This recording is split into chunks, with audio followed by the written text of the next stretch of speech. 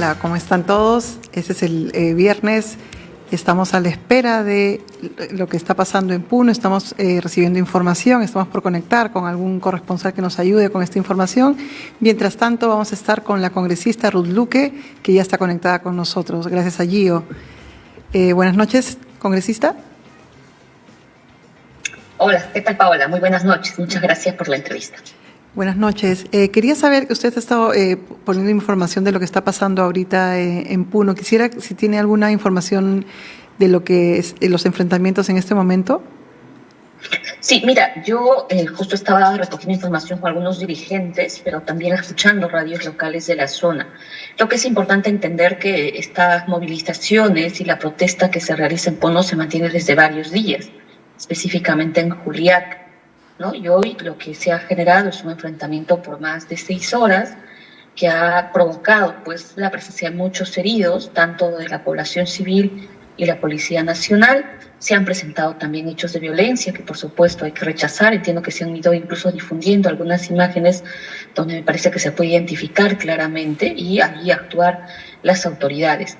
Pero creo que lo que aquí, digamos, preocupa es que detrás de todo este conjunto de protestas vemos una sintomática actuación no solamente, digamos, del uso desmedido de la fuerza, pero además un tema de fondo que al final no encuentra salidas políticas, que está, digamos, bastante clara en las agendas que viene planteando YELSUR, que es el tema de la renuncia de la señora Dina Boluarte, el tema de un adelanto próximo de elecciones, que para la población tiene que ser ya, ¿no es cierto?, este año, el 2023, y bueno, el tema de la nueva constitución o asamblea constituyente, que termina siendo también una expresión genuina, que no es de ahora, sino se ha ido expresando desde hace mucho tiempo. Los pedidos que están haciendo, digamos, vienen de muchos años, de muchos meses atrás. En este momento es muy difícil para para explicar que no se van a poder hacer estos cambios tan pronto. Quisiera que nos haga un balance del primer mes en el gobierno de la presidenta Dina Boluarte y qué retos tiene que asumir, o sea, tiene que enfrentar de cara a estas nuevas protestas que empezaron el 4 de enero. Para mí, Paola, el gobierno de la señora Dina Boluarte es de un balance de muertes y heridos. Es un balance absolutamente cargado de serias violaciones a derechos humanos. Ese ha sido un gobierno que no ha mostrado ninguna disposición política para encauzar de manera democrática mensajes que puedan aliviar a la población. Incluso sus mensajes han sido confusos desde el inicio, cuando primero se ratifica hasta el 2026, luego dice 2024, luego dice 2023, y luego va generando un gabinete cuyas expresiones de quienes han estado a cargo de los ministerios han sido en lógica de estigmatización, de generalización, de terruqueo. Incluso me ha dado la impresión que hemos vuelto a discursos de los años 80, ¿no?, donde el terrorismo parecía que se ha centrado en todo el tema y que hay una, digamos, conexión con quienes piden mano dura y que creen que ese es el camino para aliviar las protestas, cuando en realidad se trata de salidas políticas, porque lo que se está generando al ponerse de costado en eso es que la población se enfrente ante la policía y la policía no le va a dar salidas políticas a un tema que corresponde a la señora Boluarte, corresponde también al Congreso de la República, que ya vemos lo que está sucediendo también al interior del Congreso. Así que creo que para mí es un poco el balance, y los desafíos para mí siguen siendo, digamos, la necesidad de un anuncio de no alargar esto hasta el 2024. O sea, creo que lo que se ha provocado con esta segunda ola de protestas, porque hemos tenido una primera ola con estas lamentables muertes y todo lo que hemos visto en regiones como Ayacucho, pero en esta segunda ola de protestas se concentra en una exigencia hacia la renuncia de la señora Dina Boluarte.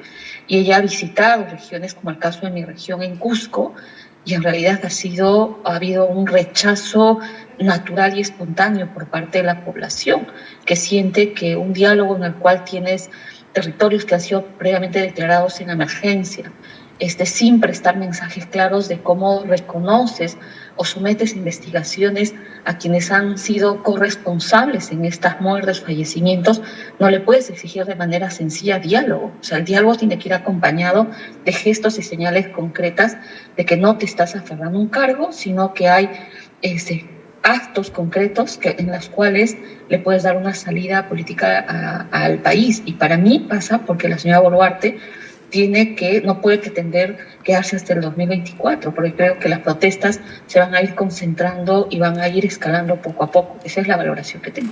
Si la presidenta Boluarte renuncia, tendría que asumir, digamos, el presidente del Congreso, José Williams, u otra persona escogida en el Congreso. ¿Cree usted que, dado el comportamiento del Congreso esta semana, en el cual ha manifestado una vez más que quiere recortar al jefe de la OMPE, al jefe del jurado, que quiere, digamos, cambiar a la defensora del pueblo, cree usted que en el Congreso está la solución a una crisis tan compleja como la que estamos pasando? Es claro que no, o sea, no existe, ¿no? O sea, el Congreso de la República desde el inicio, con una correlación de fuerzas, que hay que decirlo, no solo ha venido de este bloque mal llamado democrático, sino también a veces en complicidad con algunos sectores de las bancadas de congresistas de la bancada de Perú Libre, también han permitido el retroceso en ciertos avances, como el tema de la SUNEDU, el tema de los derechos a las mujeres y otros temas. Me queda claro que ahí, digamos, no es que se va a solucionar la crisis. Yo creo que aquí se trata de comprender hasta dónde actores políticos podemos sostener en nuestros puestos que aquí no pasa nada. Me da la sensación que con la primera ola de protestas y al haber, creo, si no me equivoco, 28 muertes ya confirmadas o 29, muchos creen que, digamos, naturalizar eso y no asumir que eso es parte de una responsabilidad política y que se quiere continuar como si eso no hubiera sucedido, que eso no es relevante. Entonces me parece que eso es un error grave y eso es una expresión de desprecio, especialmente a regiones que no son Lima y que se intenta además negar lo que se está protestando.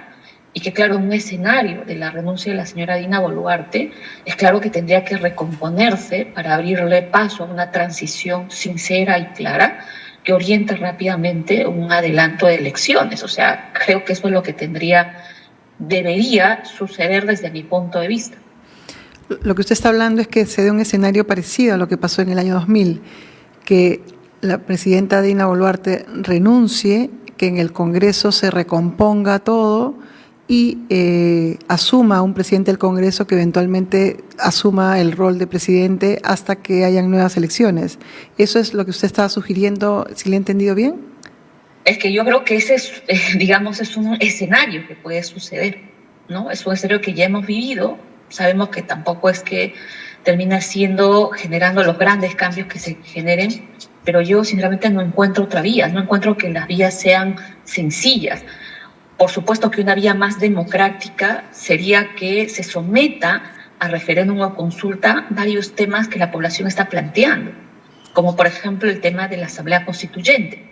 Pero ya hemos visto que el Congreso de la República no quiere. Hay un sector que no quiere, ni siquiera quiere permitir que se genere consulta.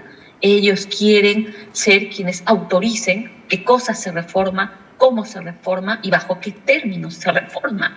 O sea, eso es lo más grave de todo. O sea, ni siquiera quieren darle cabida a que la población tome definición sobre algunos temas relevantes, cuando la gente, por lo menos en estas regiones o en algunas regiones como el caso del sur, te están diciendo claramente a la clase política que no nos quieren, no los quieren. Entonces, si ni siquiera eso se apertura, entonces creo que el escenario de una renuncia de la señora Dina Boluarte tendría que ser el otro camino. Uh-huh. ¿En qué estado se encuentra la denuncia constitucional contra la presidenta Boluarte y los ministros que han presentado ustedes ante el Congreso? Está en la subcomisión de acusaciones constitucionales. Tiene que ser esta instancia que ojalá le dé un trámite, rigurosidad.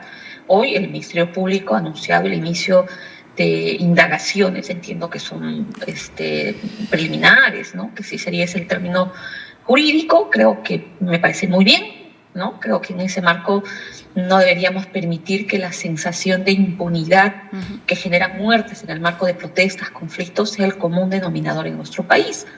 ojalá que permita un esclarecimiento de responsabilidades a los niveles más altos, no solo políticas, sino también penales. Y ojalá que esta denuncia no sea archivada, sino permita pues una revisión en fondo, ¿no? Para que estas cosas nunca más pasen en nuestro país. Una de las cosas, los mensajes que van a recibir el gabinete va a ser el próximo martes 10 de enero cuando pide el voto de investidura. Me parece que usted va a decir que no. ¿Qué mensaje les va a decir antes de dar su voto al gabinete presidido por Alberto Otárola? Nosotros como bancada vamos a tener una reunión, evidentemente como siempre para un poco trazar cuáles son los temas comunes. Digamos, yo he dado una posición ya adelantada. Sí creo que no es un gabinete que ha permitido garantizar una transición democrática respetuosa de los derechos. Tengo una posición clara en eso, yo me voy a reafirmar en ello. Y creo que hay otros puntos que también resaltaremos, habrá que escuchar, que es finalmente lo que el gabinete, digamos, o el señor, el presidente actual del Consejo de Ministros señalará, y sobre esa base, por lo menos yo me voy a mantener en una posición firme de que creo que hay cosas mínimas que se tienen que garantizar, que es el tema del esclarecimiento de responsabilidades, el respeto de los derechos fundamentales, y que hay quienes tienen que asumir la responsabilidad política. Por ejemplo, el señor Otárola, para mí es claro que tiene una responsabilidad política en todo lo que ha sucedido. Él ha sido ministro de Defensa, ahora es premier. El caso del señor Cervantes, digamos, ya no es ministro, lo fue el ministro del Interior, pero queda claro que, por ejemplo, él tiene que responder políticamente y penalmente frente a todo lo que ha sucedido. Estamos en estos momentos viendo que hay 4 gobiernos que no reconocen al gobierno de Dina Boluarte: Colombia, México, Argentina y Bolivia. Y hay también una denuncia presentada contra el expresidente Evo Morales de parte del congresista Jorge Montoya. ¿Cómo evalúa que a nivel externo también hayan problemas con el gobierno de Dina Boluarte?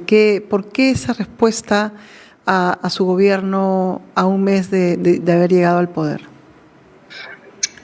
Yo creo que todas estas expresiones, digamos, decisiones internacionales, tienen que ver un poco con la valoración política de lo que ha venido sucediendo, ¿no? En el gobierno también del señor Pedro Castillo, que hay que señalar que fue pues acechado, ¿no?, por las fuerzas políticas, permanente censurado, abierto, digamos, comisiones de distinta índole, este tema del fraude electoral que aún sigue permanente y latente, ¿no?, en la mente de muchos políticos. Creo que todo eso le ha hecho daño a la democracia, ¿no? Y eso ha sido también parte de cómo desde fuera se ve. De hecho, la visita de la OEA, cuando pidió la tregua, al contrario, terminó polarizando, exacerbando aún más. Nadie quiso respetar la tregua, inmediatamente arrancaron más vacancias. Entonces creo que todo eso sí ha generado, digamos, una imagen de incertidumbre política, y luego a los pocos días del gobierno de la señora Boluarte, que hayan tantas muertes, creo que también a algunos estados les preocupa, ¿no?, que no se garantice claramente los derechos fundamentales de las personas.